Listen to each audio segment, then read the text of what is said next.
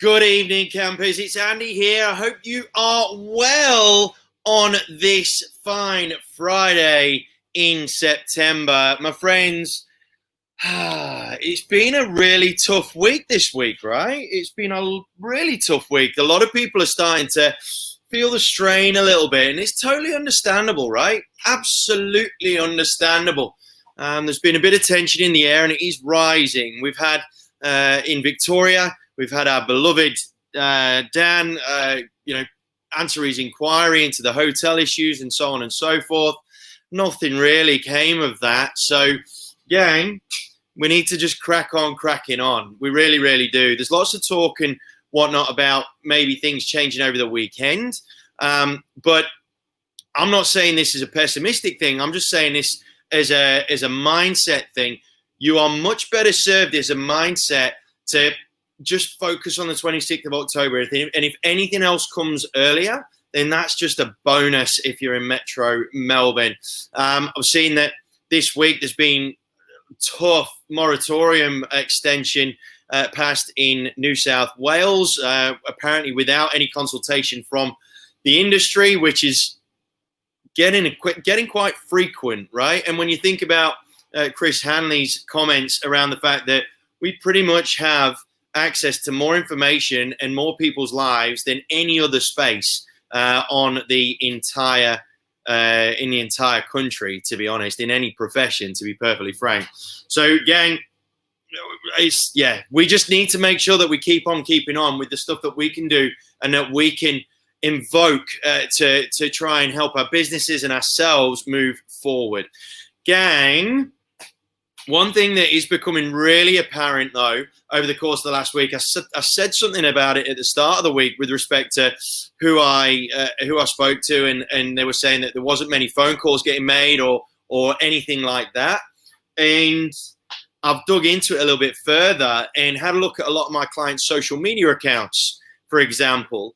And my friends, it's no wonder that a number of us in this profession of ours are really starting to feel incredibly down and out.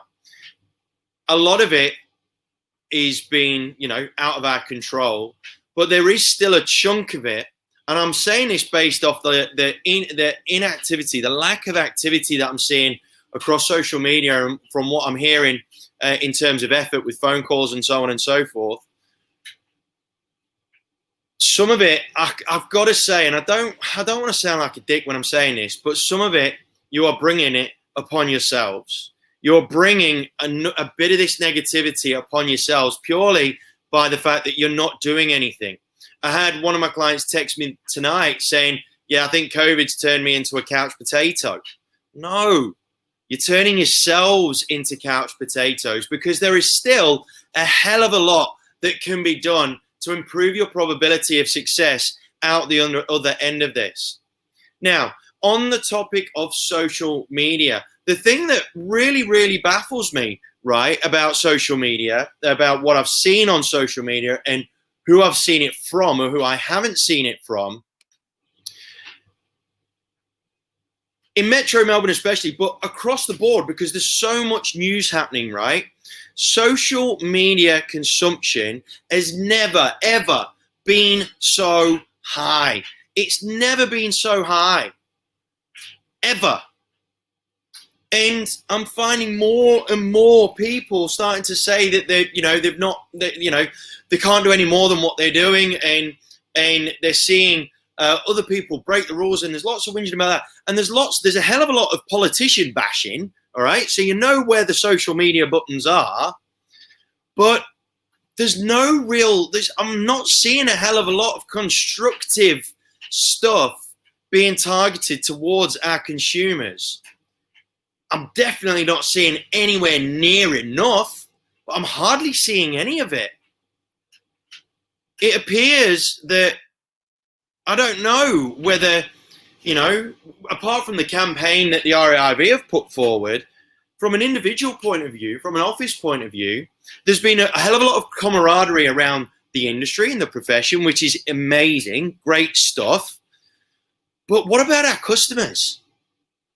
I'm hardly seeing any real serious communication on social media towards consumer bases. I'm definitely not seeing it enough in any way, shape, or form. So if you're one of these people, one of these professionals in our gig that feels that they've not got a hell of a lot to do right now, I'm about to smash about, hold on, 1, 2, 3, 4, 5, 6, 7, 8, 9, 10, 11, 12, 13, 14, 15 different ideas at you, okay? 15 that you can do like that, and it costs you zero, nothing, nada. It barely takes any knowledge beyond posting something, okay? You guys and gals have really got to start looking analytically as to how much effort you're actually putting in towards engaging with your clients. So much of the talk at the start of the second lockdown by whoever was all about making phone calls. It's like we've all forgotten about connecting with our client base on social media. The only time I've seen any sort of communication towards clients and customers and our public and our community has been if someone sold a property off a virtual inspection or sight unseen. Like, honestly, gang, we need to up our game 4, 5, 6 times the amount that we're doing it right now, because you are missing a massive opportunity, particularly in Metro Melbourne, but this is all across the country. Why aren't we communicating with our customers who have never been on these platforms as much as they are now? This is the golden goose of an opportunity, my friends, to accelerate your probability of success exponentially. Why do you think I'm doing these lives? I'm doing it to keep in connection with you guys. Why aren't we doing this more for our customers and our consumers? Right, the amount of customers, I bet you if you did a straw poll and you called, I don't know, like 100 buyers or 50 people in your database, right? And you asked them what the restrictions were around real estate, I bet you at least 90% of those people, those members of the public, would not know what those restrictions were. I'm telling you, the amount that we assume is just insane as a profession. So I'm going to go through a whole stack of stuff, rapid fire, and you could pretty much apply this to any industry, right? So we need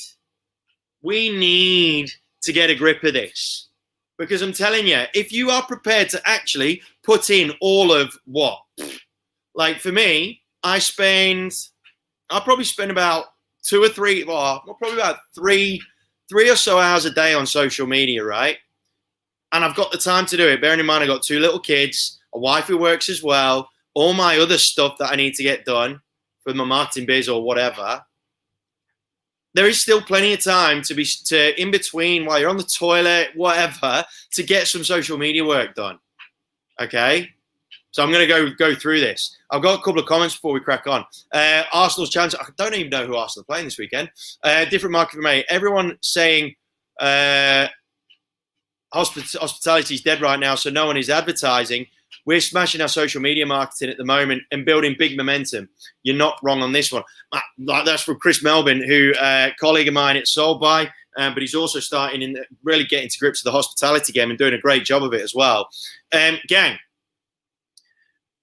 Rob, I kind of feel like no one wants to see my content, which is my head.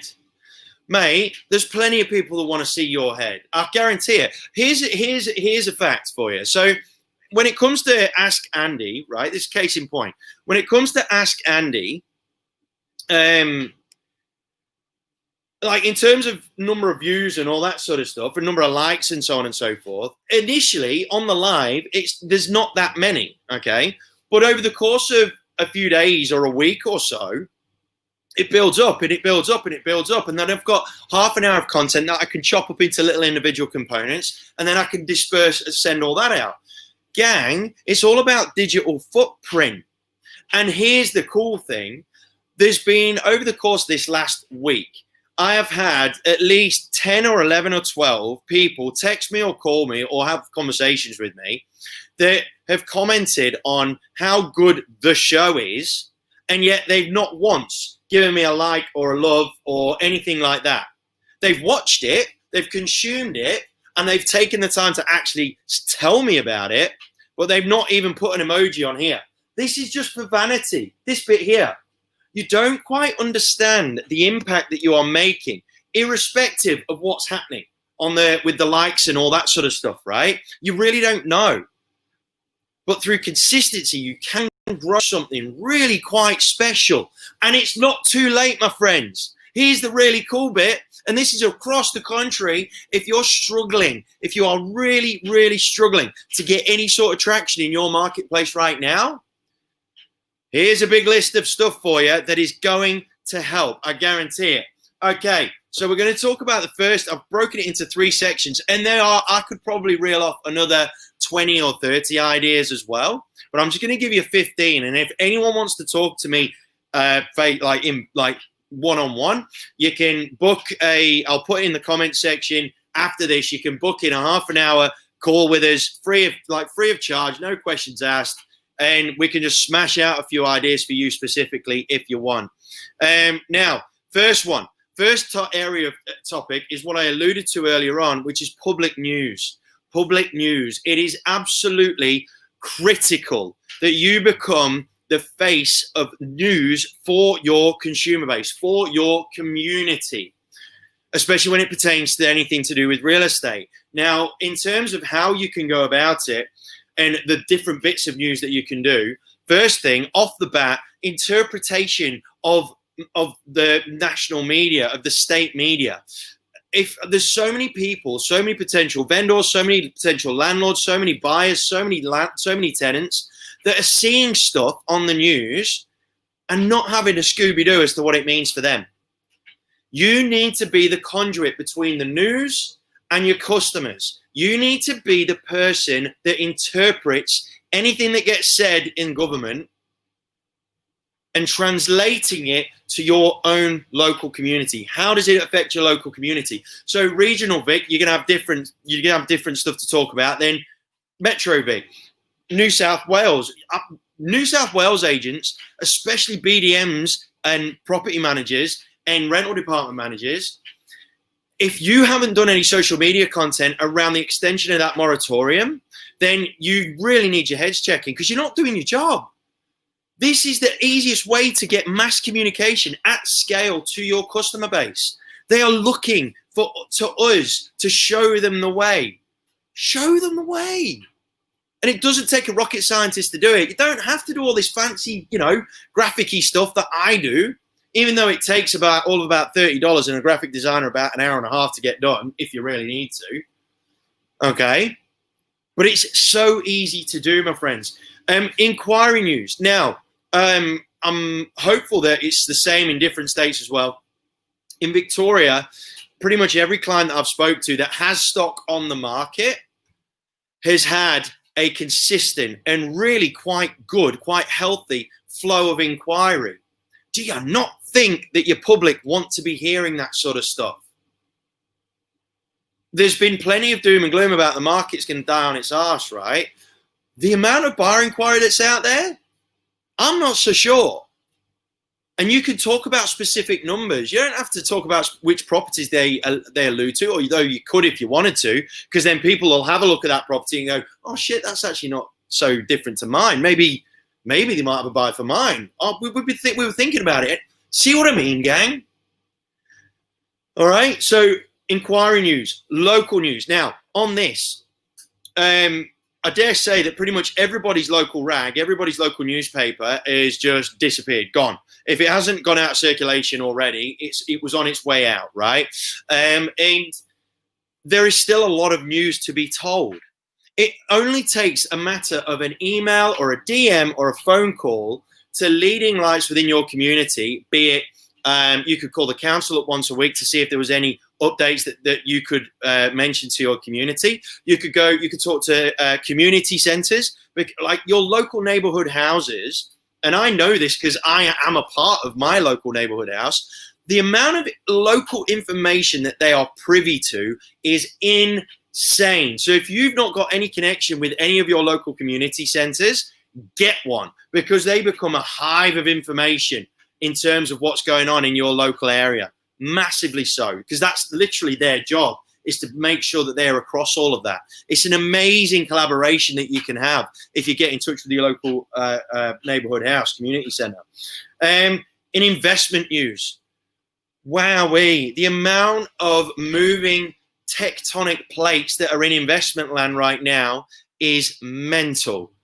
There are so many panicked landlords. There are so many shitty tenants. There are so many people that are freaking out. Now, the one thing that's being said about from a positivity point of view, in some quarters, not but hardly any, has been interest rates. The fact that you can get maybe a 2% interest rate. For one, I don't think enough of a deal is being made about that in Victoria, part one. But part two, we need to be showing these nervous people a way forward. We need to be in the solution business, not in the problem business, my friends. And after I've gone through all these, I'm just going to say a couple of conclusion type points that I really want people to have a think about. Now, next one. So that's just 1, 2, 3, 4. That's just 4 things that you can do just in terms of public news. And not only are you broadcasting out to try and connect, you're increasing your level of credibility. You're increasing your connectedness to your local community by helping them broadcast information out and things like that. You're earning your community's trust at scale. I don't know about you, but I personally would think that that'd be pretty cool from a business point of view. All right, the next one. Live streams. I bet you must have guessed I was going to talk about live streams at some point. Gang, forget about the metrics of who's actually connecting with you at the time. It's the digital footprint that will last forever. It's the digital footprint that you can then download, strip apart, and then repurpose to all of your different channels. These are ideas. These are things that you can do for free with literally half an hour typing on Google, finding out what the go is with it. And then by the time Metro's out of it, by the time things get picked up and things get really busy again, okay, unless you're on the coast, unless you're on the Gold Coast or something, in which case they're just going like the clappers anyway. But everywhere else, right? By the time things pick up, you will have grown yourself a decent habit and an ability to actually do some of this yourselves without having to pay anyone. Okay? So, live stuff. Current affairs, point 1. And that's one of the biggest parts about it, is that you can be more current than any of your competitors by getting on the live. Even if you just do it from your phone, like I said, you don't have to do all this fancy stuff. You can just do it from your phone and just giving a quick news update, da-da-da-da-da-da-da-da. You can do it, if you do it quicker than everybody else, you become the go-to individual. It allows you to bring out your personality more, but the most important thing is it makes everyone realize that you're a human being. It's massive. Right now, and I was chatting to someone who is heading up a media company, right? I chatted to her yesterday up in northern New South Wales. And we were talking about the fact that right now, the public is so much more forgiving right now.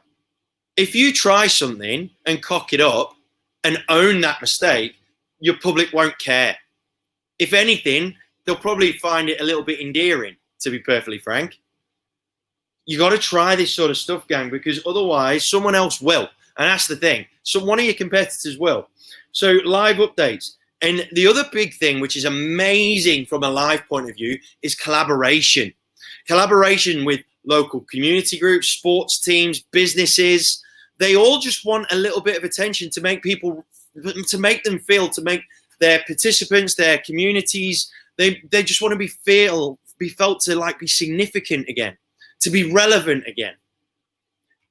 Gang, just getting someone on a live chat. It doesn't matter how many people do or don't see it.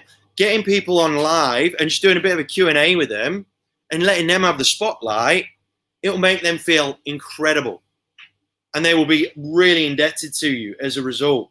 Making sure that you announce any local stuff that's going on in a live sense.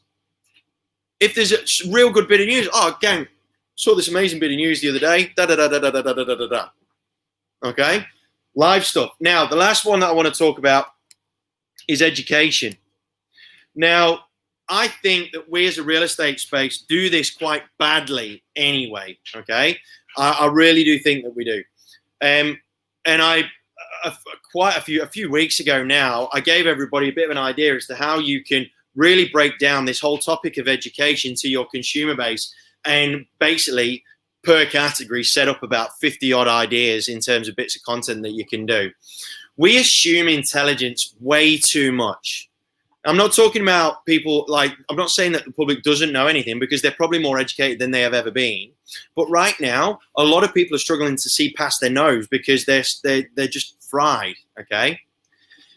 Now, if you think about what I said right at the top of the show, that consumption on social media has never been so high.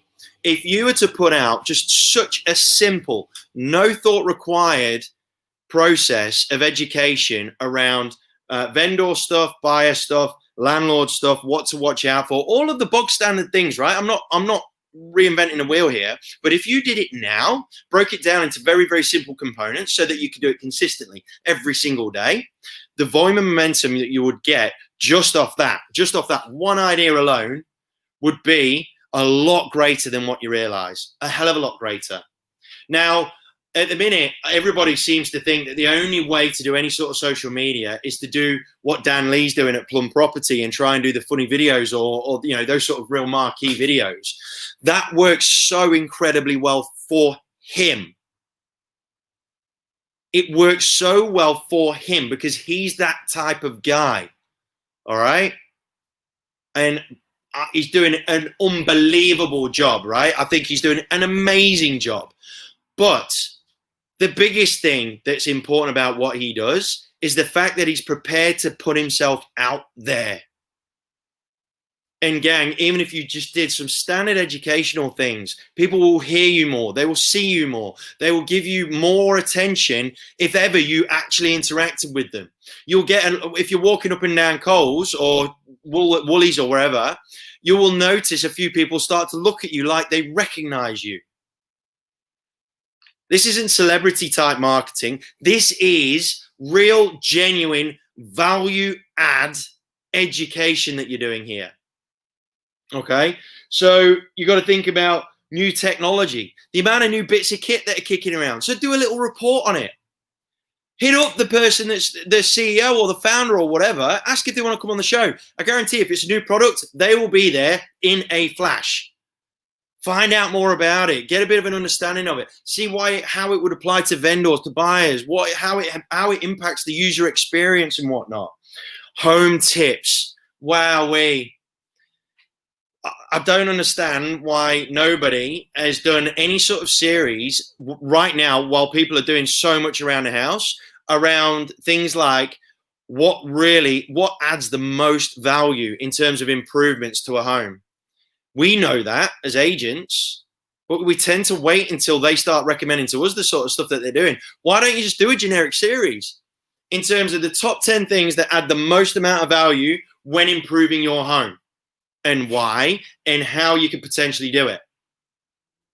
You don't have to be DIY expert or nothing like that. Like, I'm shit with tools, but you could definitely talk about things that you could potentially do to improve the look of a bedroom.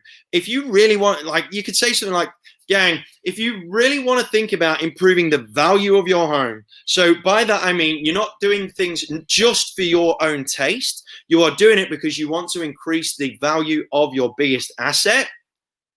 Here are the top 3 things that I would highly recommend that you do in the kitchen that I've seen work incredibly well when it comes to that first impression with buyers.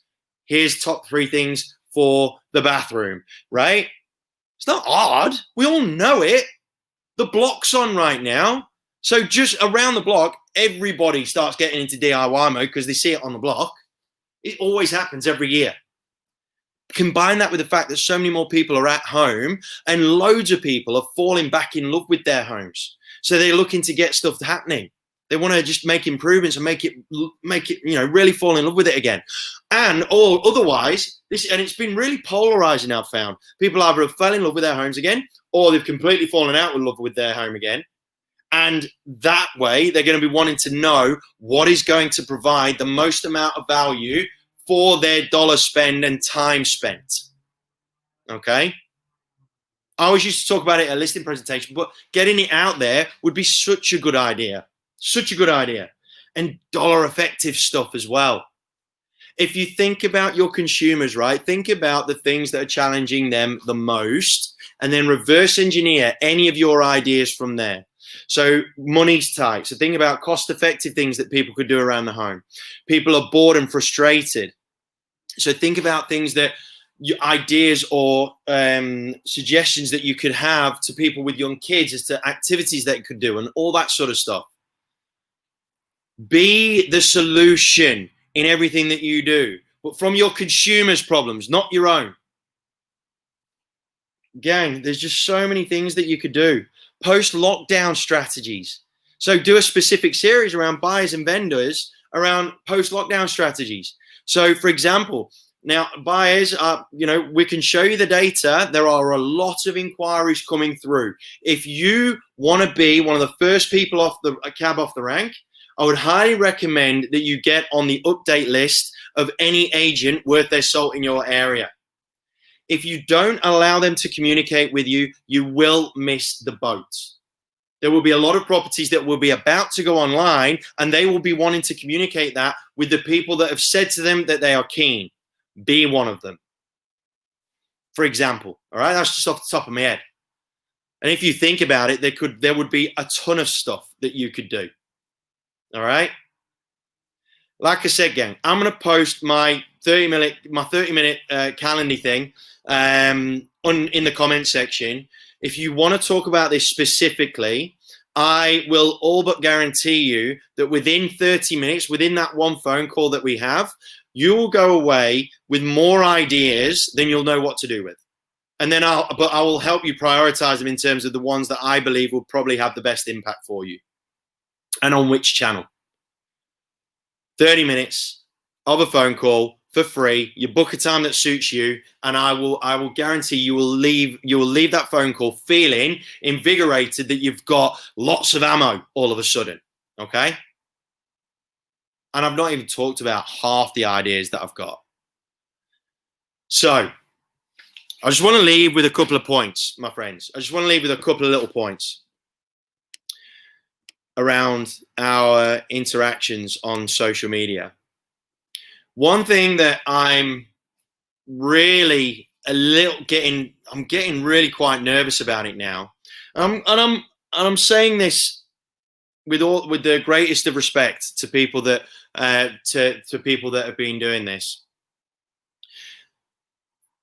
I get that everybody is so unbelievably frustrated and upset about what's gone on today, or the New South Wales government, or whatever the case may be. Please, though, think about how much you are really going on the aggressive and on the offensive, and how that could potentially be impacting your digital footprint in a negative sense, both to your customers and to your people. So both to your customers and the people that are within your team. If you are a director or a leader of some description, and all that your team are seeing while sat at home or wherever they are seeing the doom and gloom coming through, it's just going to percolate through the entire team. You will be spreading negativity without even realizing it. And the same thing applies to your customer base. People understand and realize that the shit has hit the fan for so many people. They don't want to be reminded. They want to have someone be that beacon of hope. Like I've said in previous show, they want people to be the lighthouse for them. I'm telling you now, it will be like moths to a flame if you decide to be that person. I'm saying it purely from a business point of view, not just a sense of responsibility or a community or a like a support side of things. I'm just talking about business, right? Positivity will attract so much business. And I'm not talking about bullshit rah-rah, you've got this type stuff, although it helps people, right? I'm talking about constructive positivity. Constructive positivity. Like I said, gang, here's 3 really cost-effective things that you can do to your bathroom that will absolutely improve your first impression and therefore the dollar outcome if you were thinking about selling. It's not hard, gang, to be constructively positive to your customer base. All right? Don't just talk about the sales that you've done during lockdown. Okay? You do want to talk about them because that's absolutely going to be attracting some potential vendors, 100%. Okay? This is probably the one time where I'm actually saying you need to get that information out there pronto. Okay, I'm not one to be doing just listed and just solds all the time, and that's the only thing that you do, because you're effectively telling everyone, hey, look at me, I'm doing my job. Hey.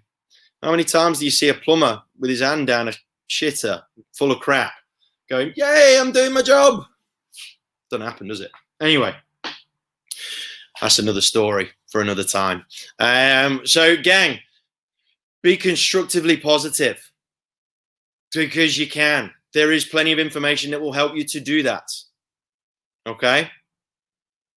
But like I said, my friends, if you need any help, I'll post the link straight after. Book yourself a time. We'll have a yarn. And it's no obligation. I'm not doing it because I want your business or anything like that. I can't, no. I'm not selling nothing. All I'm doing is making it very apparent to you guys that if you, like I said, if you are one of these agents, professionals that is just sitting at home waiting for things to start happening again, you will have already lost. But what I am telling you is that, my God, have you still got time to make it happen? Okay? In a big way. But make it happen now. All right? My friends, I'm so hoping that this has helped at least 1 or 2 of you to realize how much stuff you can potentially do still that is productive, that is going to increase your probability of a better outcome, that will make you feel relevant, that will make you feel like you're worthwhile, that will give you purpose, which is what so many people are struggling with right now. Time to get back on it, gang. And look, I could have had this rant out of lockdown because this is relevant to their profession, full stop. Too busy inflating our own egos to worry about talking to our customers properly. It's naff. The way we use social media is naff, en masse. Okay? But right now, while you've got so many more eyeballs looking at it, giving you such a greater probability of actually making stuff happen for yourself. Take the chance while you can. Okay?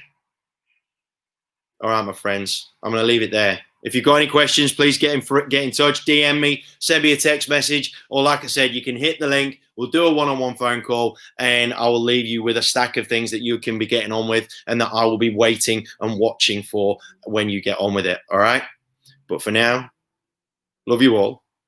Stay safe, stay healthy. Most importantly, stay happy. And just to remind you all, this is now a weeknight only show. Weeknights only show. So it's Monday to Friday now is the Ask Andy live show. And because I've had it by popular opinion and by popular request, I am going to be moving the Ask Andy show back to 9 p.m. Australian Eastern Standard Time. I've had a bunch of people ask me if I can shift it back to 9 o'clock because it's just easier for everyone. And I am happy to oblige. So Monday night, 9 p.m. Australian Eastern Standard Time. All being well, we'll have had some news come through that will be hopeful and helpful. But if not, it's on you as to what you do about it. All right, gang? It's on you. All right, my friends, take it easy. All right, love you all.